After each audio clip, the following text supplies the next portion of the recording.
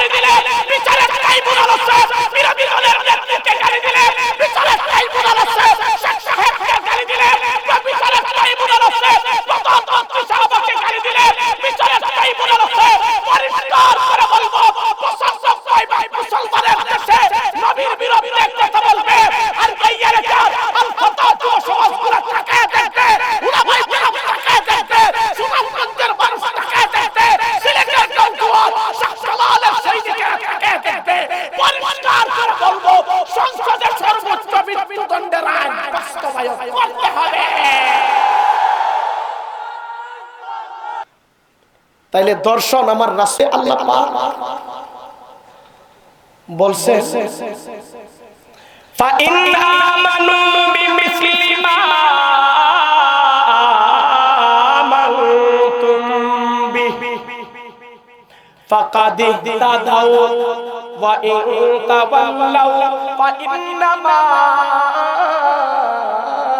হুম ফি শিকাক ফাসায়াকফিকাহুল্লাহ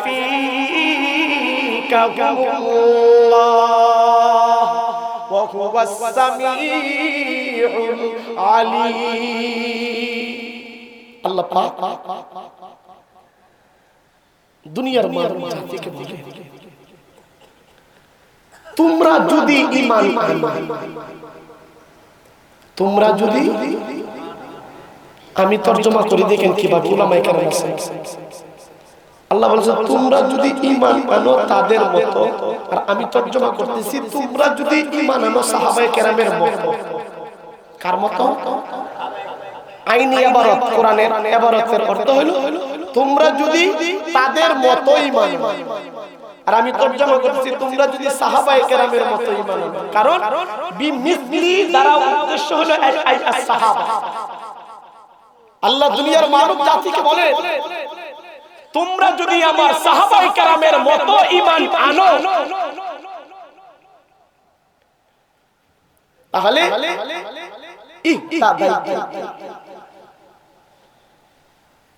আমি আল্লাহ পাক তোমাদেরকে হেদায়েত দিয়ে দেব। সাহাবায়ে কেরামের মতো ঈমান আনলে আমাদেরকে হেদায়েত দিবেন কে? আর জোরে বলেন কে? যদি সাহাবায়ে কেরামের ঈমানের মতো ঈমান না এনে ওয়া ইন তাওয়াল্লাউ, তাওয়াল্লাউয়ের অর্থ হলো মুখ ফিরায় নেওয়া, তার অর্থ আরো অনেক আছে। আরেক অর্থ হলো বিরোধিতা করা। আমি বলতেছি তোমরা যদি সাহাবায়ে কেরামের মতো ঈমান না এনে তোমরা মুখ ফিরায় নাও, বিরোধিতা করো, শত্রুতা করো, আল্লাহ পাক বলে শত্রুতা করতে পারবা, ফা ইন্নামা হুম ফি শিকাক, বিরোধিতা করে এটার মধ্যে ফাটল ধরে, মানে সাহাবায়ে কেরামের বিরোধিতা করলা, ঈমান আনলা। আল্লাহ বলেন ফাসায়াকফিকাহুমুল্লাহ, শুনে রাখো সাহাবায়ে কেরামের জন্য আমি আল্লাহই যথেষ্ট। সাহাবায়ে কেরামের জন্য যথেষ্ট হলেন কে? ওয়া হুয়াস সামিউল আলীম, আল্লাহ সর্বশ্রোতা মহাজ্ঞানী। দ্বিতীয় যে আয়াতটা আমি পড়ছি, নবীর নাম প্রকাশ করে সাহাবায়ে কেরামের গুণ প্রকাশ করে দ্বিতীয় তেলাওয়াত আয়াতে হাদিসে পাকের মধ্যে সরওয়ারে তো আলম বলেন আসহাবী কান্নাজুম, আমার সাহাবায়ে কেরাম আসমানের নক্ষত্রের সমতুল্য। সুবহানাল্লাহ। যে কেউ আমার সাহাবায়ে কেরামের অনুসরণ করবে, বিআইহিম ইক্তাদাইতুম, অনুসরণ করবে, ইহতাদাইতুম, নবী বলেন এদেরকে আল্লাহ হেদায়েত দিয়ে দিবেন। দেখেন আয়াতের মধ্যে আল্লাহ বলছেন সাহাবায়ে কেরামের মতো যদি ঈমান আনো আল্লাহ তোমাদেরকে হেদায়েত দেন। হাদিসের মধ্যে দেন কেমন মিল পাওয়া যায়, হাদিসের মধ্যে নবী বলেন সাহাবায়ে কেরামের অনুসরণ যদি করো তাহলে আল্লাহ পাক তোমাদেরকে হেদায়েত দিয়ে দিবেন। আয়াত আর হাদিসের মিল আছে না নাই? আয়াত আর হাদিসের সার কথা থেকে বুঝলেন সংক্ষিপ্ত আকারে যে কথাগুলো বলবো সেটা হলো শানে সাহাবা কিংবা সাহাবায়ে কেরামের ঈমান নিয়ে আপনাদের সামনে কথা বলবো। আমার এই আলোচনা বুঝতে হলে একটা সর্বোচ্চ আওয়াজ দিয়ে বলে নবী বড় না সাহাবী বড়? জোরে বলে রে। এলোমেলো কয়টা প্রাথমিক কয়টা কথা না বুঝলে তো সামনে আলোচনা বুঝবেন না। আল্লাহ বলছে সাহাবায়ে কেরামের ঈমানের মতো নানার কথা বলছে, তার স্বাভাবিক তো প্রশ্ন জাগবেই যে সাহাবী তো বড় না, নবী বড়। নবীর মর্যাদা আর সাহাবীর মর্যাদা এক হতে পারে? তাহলে নবী বড়, সাহাবী ছোট। তাহলে আল্লাহ কেন সাহাবীর ঈমানের কথা বললেন, নবীর কথা বললেন? প্রশ্ন জাগে না? জাগে না? জাগে না? এটা নিরলস। এটা বুঝতে হলে আল্লাহ কেন সাহাবায়ে কেরামের ঈমানের কথা বলছেন, নবীর কথা বলছেন, এটা বুঝতে হলে আমাদেরকে সর্বপ্রথম তিনটা জিনিস বুঝতে হবে। কয়টা? এক, আল্লাহ পবিত্র। দুই, নবী পবিত্র। তিন, সাহাবায়ে কেরাম পবিত্র। সুবহানাল্লাহ। তিনটা পবিত্র জিনিস এক জায়গার মধ্যে জমা হয়ে যাবে, লম্বা হয়ে যাবে, আমি তারপরে আলোচনা শেষ করতে পারবো না। এইজন্য আল্লাহ যে পবিত্র কয়টা আয়াত দিয়ে আপনাদেরকে প্রমাণ করব, শুধু একটাই বুঝেন।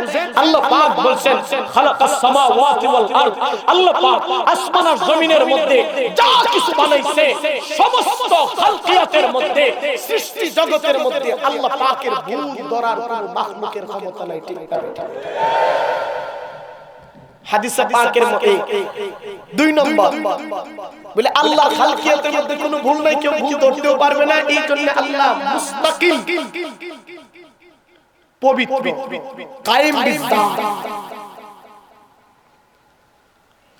কেউ আল্লাহকে অপবিত্র বলে সাব্যস্ত করতে পারবে? 2 নম্বর নবী পবিত্র। এর অর্থ হইল নবীরে আল্লাহ পাক জন্ম সূত্র ভাবে আল্লাহ পাক নবীজিরে পবিত্র করে বানাইছে। নবীজিরে আল্লাহ কোন ধরনের গুনাহ করতে দেন? নবীদের কোন গুনাহ আছে? আপনার যদি আমি এলোমেলো করে কথাটা বলতেছি, উলামায়ে কেরাম যিনারা আছেন তিনারা বুঝতেছেন। ইমাম আবু হানিফা রাহমাতুল্লাহি আলাইহি বলেন ফিকহি আকবরের মধ্যে আল্লাহ মিয়াউ কুল্লুহুম মুনাজ্জাহুন আনিস সাগাইর ওয়াল কাবাইর, সমস্ত নবীদেরকে আল্লাহ পাক ছোট এবং বড় গুনাহ থেকে পবিত্র করে রাখছেন। এদেরকে কোনো গুনাহ করতে দেন? নবী যদি গুনাহগার হয় কি আর কইতাম মাআযাল্লাহ। তাহলে আপনারা ওইটা কইলেন কি দূর মুহাম্মদ নি এত এমুক আছে নাউজুবিল্লাহ। আল্লাহ কেন করাইছেন? এখন নবী যে পবিত্র কেমন করে বুঝাই? কয়টা আয়াত আপনাদের সামনে আমি পেশ করব। নবীরে যে আল্লাহ পবিত্র করে বানাইছে। ইয়া আল্লাহ, নবী জীবনে গুনাহ করে নাই, তবে তিনটা গুনার সম্মুখীন হয়েছেন। আল্লাহ পাক নবীজিরে হেফাজত করেছেন। এই কোন তিনটা বলবো না, এটা আমার সাবজেক্ট না, এটা না। নবী যে পবিত্র কয়টা আয়াত আপনাদের সামনে পেশ করব। নবী যে ভালো কয়টা আয়াত দিয়ে পেশ করব। তার আগে একটা কথা বলবো, আমি যে ভালো তার সার্টিফিকেট দিতে হবে আমার স্ত্রী থেকে। স্ত্রী যদি কবে আমি এটা খুব ভালো, তাহলে ভালো। যদি কয় না, তাহলে একটু করে আছে। সাহাবায়ে কেরাম মিজান আয়েশার কাছে যা বলেন, মা আমার রাসূলের চরিত্রটা কেমন একটু বলেন। সাহাবায়ে কেরাম বলেন, আম্মি জান আয়েশা বলেন, আমার তাকরাউল কোরআন। সাহাবায়ে কেরাম তোমরা যে আমার কাছে আসা প্রশ্ন করো আমার রাসূলের চরিত্র কেমন, তোমরা কি কোরআন পড়ো নাই? গ্রামার বুঝবেন, তোমরা কি কোরআন পড়ো নাই? সাহাবায়ে কেরাম বলেন, নাম ইয়া আম্মি আয়েশা, আমরা কোরআন পড়ছি। আম্মি জান আয়েশা বলেন, হুয়াল কোরআন, পুরো কোরআনটাই হলো আমার রাসূলের চরিত্র। এখানে হুয়া কোরআন বলছে না, হুয়া কোরআন বলছে, হুয়াল কোরআন বলছে। বাংলা ব্যাকরণগত সুশীল সমাজ যারা আছেন দেখে দুইটা শব্দের কতটুকু আকাশ পাতাল ব্যবধান, সেটা হলো এখানে আপনারা অনেক মানুষ, আমি এভাবে বলছি যে অমুক একটা কাজ করছে, সে তিনি কাজ করছে, আবার বলছি না তিনি করছে, সে করছে সেই করছে, এই দুই শব্দের মধ্যে ব্যবধান আছে না? তাহলে আপনি যেন আয়েশা বলেন হুয়া কুরআন বলেন নাই, হুয়াল কুরআন বলছেন, নির্দিষ্ট শব্দ দিয়া আমার রাসূলকে উদ্দেশ্য করে ডাইরেক্ট নবীকে দেখা বলছে পুরো কুরআনটাই হলো আমার রাসূলের চরিত্র। তাহলে আপনি যেন আয়েশা যে কথা বললেন যে পুরো কুরআন আমার রাসূলের চরিত্র, এটা বুঝতে হলে তাহলে কুরআনকে জিজ্ঞাসা করার দরকার আছে না? কুরআনকে প্রশ্ন করা লাগে, ও কুরআন আপনি যেন আয়েশা যে কয় পুরো কুরআন বলে নাকি আমার রাসূলের চরিত্র, তাহলে তুমি আমার রাসূলের চরিত্রটা বয়ান করো। আপনারা চলে যাবেন, এটা যাক আসতেছে। এটা জিজ্ঞেস করলে জীবনে সর্বোচ্চ আওয়াজ দিয়ে বলো আমার রাসূলকে এই জমিনে নির্বাচন করছে কে? আর জোরে বলেন কে? কোরআনকে জিজ্ঞাসা করেন, ও কোরআন আমার রাসূল সাল্লাল্লাহু আলাইহি ওয়াসাল্লামের এই রাসূলকে জমিনের মধ্যে নির্বাচন করছে কে? আপনি জান আয়েশাকে, আপনি জান আয়েশা তোমাকে দেখায় বলছে পুরো কোরআনটা কি তোমার মধ্যে আমার রাসূলের মধ্যে, তাইলে বলো আমার রাসূলকে নির্বাচন করছে কে? কোরআন বলে আল্লাহু ইস্তাফি মিনাল মালাইকাতি রাসূলা ওয়া মিনান নাস, আল্লাহ পাক নির্বাচন করছে বলে বুঝতে পারছি কোন জিনিস দিয়ে নির্বাচন করছে। কোরআন বলে হুয়াল্লাযী আরসালা রাসূলাহু বিল হুদা দীনা হাদায়াত দিয়া প্রেরণ করছে বলে বুঝতে পারছি নবীর নাম রাখছে। কোরআন বলে মুহাম্মাদুর রাসূলুল্লাহ, নবীর সাথে সবাইকে কারা করছে। কোরআন বলে ওয়াল্লাযীনা মাহু আশিদ্দাউ আলাল কুফারি রাহমা, সাহাবায়ে কেরাম করছে সাহাবীদের কি চিনার পদ্ধতি কি? কোরআন জবাব দেয় তারা সাজদা। এইভাবে বলতে বলতে যদি আপনি ইলা আখির আয়াত কোরআনুল কারীমের 1000 আয়াত জিজ্ঞেস করেন, 114টা সূরাকে জিজ্ঞেস করেন, 30টা পারাকে আপনি পরিষ্কার করে জিজ্ঞাসা করেন, কোরআন জবাব দিবে। যদি বলো আমার নবীর কি কোনো গুনাহ আছে, কোরআন বলে মা তাকাদ্দাম যামবিকা, আগেও গুনাহ নাই পরেও কোনো গুনাহ নাই। যেই নবীর গুনাহ নাই সেই নবী কি গুনার দিকে ঝুঁকি মারতে পারে? কোরআন বলে ওয়ালাউ লা সাব্বাতনাকা ইলা আখিরিল আয়া শাইআন কালিলা। কোরআন বলে গুনাহ করবে দূরের কথা, আল্লাহ পাক ঝুঁকি মারতে দেয় না। বলে বুঝতে পারছি নবীর যদি এমন চরিত্র ভালো হয়, নবীর চরিত্রের সার্টিফিকেট কি? কোরআন বলে ইন্নাকা আলা খালকিন আযীম। আবার বলো যে নবীর চরিত্র ভালো আমি কি মডেল বানাইতে পারি? কোরআন বলে লাকাদ কানা লাকুম ফি রাসূলিল্লাহি ইলা আয়া। কোরআন বলে কিয়ামত তক মানুষের জন্য আল্লাহ পাক আদর্শ বানায় পাঠাইছে। বলে বুঝতে পারছি শেষবারের মতো জবাব দাও, নবীর সব কিছু যদি যেই নবী ভালো, যেই নবীর সব কিছু যদি আদর্শ আমি সব গ্রহণ করি, আমার কি হবে? কোরআন শেষ ফয়সালা দিয়ে দেয় জান্নাতুল ফিরদাউসের নজুলা, মরার সাথে সাথে আল্লাহ পাক জান্নাতুল ফিরদাউসের মালিক বানায়। তাইলে বুঝতে পারলেন কোরআন থেকে নবী একটা ইয়া হইল, একটা দেখেন কেমন করে আরেকটু আছে ওয়ালাউ লা আন সাব্বাতনাকা ইলা আখিরিল শাইআন কালিল। এখানে কালিল শব্দ দিয়া আল্লাহ বলেন নবী গুনাহ করতে পারে না। শাইআন কালিল, কলিলের অর্থ হলো কম, আবার লার উপরে একটা আলিফ লাম আলিফ দেওয়া আছে। এই লাম আলিফের উপরে দুইটা তানবিন আছে, লাম আছে না বুঝুন, শাইআন কালিল। এই তানবিনটা কেন দিছে? আরবি গ্রামারের মধ্যে এটাকে বলা হয় আত-তানবিনুল তাকলিল। এটা কমের জন্য ব্যবহার। এক কম, কালিল অর্থ হলো এক কম, আর তানবিন দিয়ে আল্লাহ আরেক কম বুঝাইছে। বুঝায় বলে আমার রাসূল গুনাহ করবে দূরের কথা, আমি আল্লাহ পাক আমার রাসূলকে বিন্দু পরিমাণ কণা পরিমাণ গুনাহ করতে দেই না। এটা আমি কেমনে বুঝাই? এদিকে গেলে বাদে আমার আলোচনা ইয়া হয়ে যাবে। সার কথা বুঝলেন? আমার নবী জমিনে আমার নবী কোনো ভুল হতে পারে, নবীজির কোনো গুনাহ থাকতে পারে। এই জন্য নবীদেরকে বলা হয় মাসুম। নবীদেরকে কি বলা হয়? আমাদের রাসূল মাসুম। যদি কেউ বলে নবীর গুনাহ আছে, নবীর মাফ চাইতে হবে, বুঝতে হবে সে আমেরিকার লাল কুত্তার দল। জোরে কও ঠিক না বেঠিক? জোরে বলে ঠিক না বেঠিক? নবীদের কোনো ভুল নাই। এই নবীর বিরুদ্ধে যদি কেউ কিছু বলে আমরা মানতে পারি? আরেকটু জোরে পিছনেরা কয় না রে, জীবনে সর্বোচ্চ আওয়াজ দিয়ে বলো আমার রাসূলের দাম প্রধানমন্ত্রী সাহেবের চাইতে কম না বেশি, বিরোধী দলের নেত্রীর চাইতে কম না বেশি, আমার রাসূলের দাম শেখ সাহেবের চাইতে কম না বেশি, আমার রাসূলের দাম আল্লাহু আকবার আল্লাহু আকবার জিয়াউর রহমান এবং এরশাদ সাহেবের চাইতে কম না বেশি।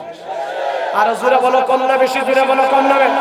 যদি আমার নবীর দাম তাদের চাইতে বেশি হয়ে থাকে, প্রধানমন্ত্রীকে গালি দিলে বিচারে ট্রাইব্যুনাল আছে, বিরোধী দলের নেত্রীকে গালি দিলে বিচারে ট্রাইব্যুনাল আছে, শেখ সাহেবকে গালি দিলে বিচারে ট্রাইব্যুনাল আছে, প্রধানমন্ত্রী সাহেবকে গালি দিলে বিচারে ট্রাইব্যুনাল আছে। পরিষ্কার করে বলবো, 95 মুসলমানের দেশে নবীর বিরুদ্ধে কথা বলবে আর এই এলাকার আল-ফাতাহ যুব সমাজগুলো তাকায় দেখবে, উলামায়ে কেরাম তাকায় দেখবে, সুন্নাতের মানুষ তাকায় দেখবে, সিলেটের দলজুয়াল শাহজালালের সৈনিকেরা তাকায় দেখবে। পরিষ্কার করে বলবো, সংসদে সর্বোচ্চ মৃত্যুদণ্ডের আইন বাস্তবায়ন করতে হবে।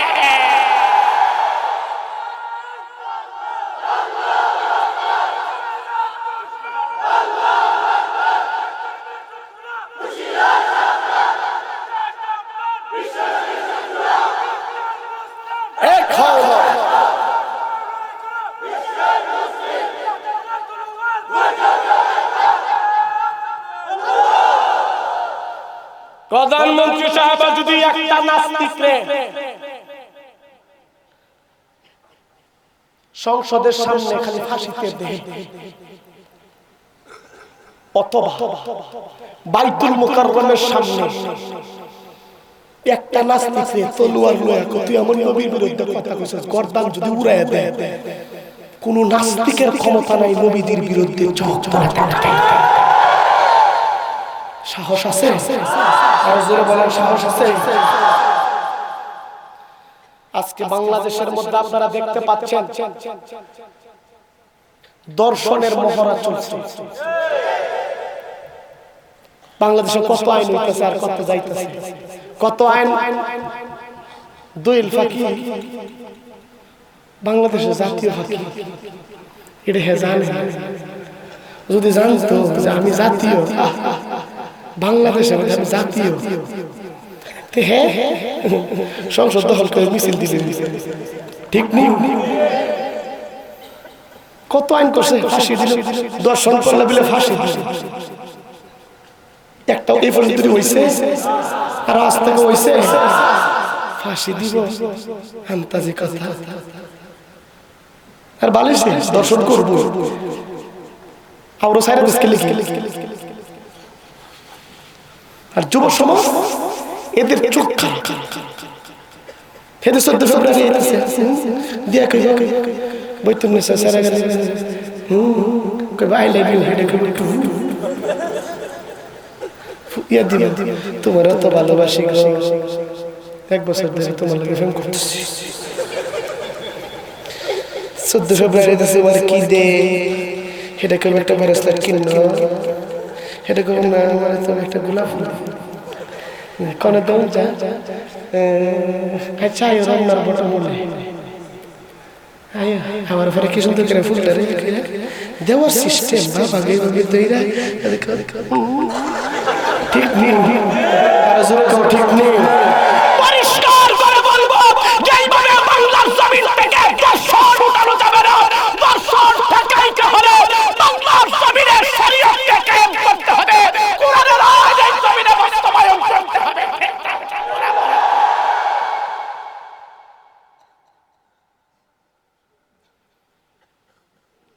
তাইলে রাসূলের আদর্শ দিয়ে দর্শন ঠেকানো সম্ভব, রাসূলের আদর্শ ছাড়া দর্শন ঠেকানো সম্ভব। এই যে 5-6 দিন হইছে আব্দুল্লাহ ভাই দেখছেন নি, একটা যে জামাই নাই, জামাই ছাড়া 2টা জন্মাইছে, দেখছেন না? জামাই ছাড়া দুধ দিয়া আবার কি করব করে আমি 2 জনই জনই মা হইছি,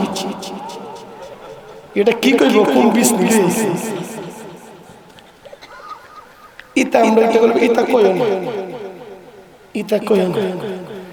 হ্যাঁ মামুনুল হকের মাহফিল বন্ধ করে দে, উলামায়ে কেরাম চিল্লাচিল্লি এগুলা দেখা বরদাস্ত করতে পারে না। দেখতেছে উলামায়ে কেরাম দেখতেছে এই দেশের ইসলামে 12টা বাজায় আছে। কথা বলেন না কেন? ঠিক না? ঠিক ঠিক না? মামুনুল হক একজন শুধু মানুষের নাম না নয়, মামুনুল হক হচ্ছে একটা জাতির নাম। ঠিক না? ঠিক জোরে বলো।